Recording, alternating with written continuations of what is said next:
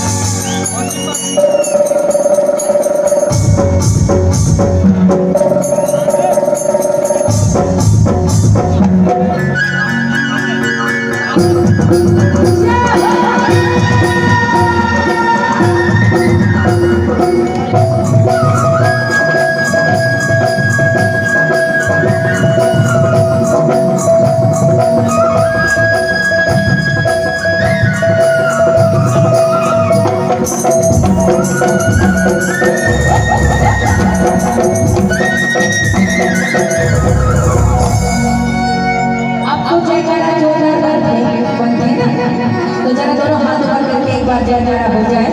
वो जगदम्बा भवानी मैया की।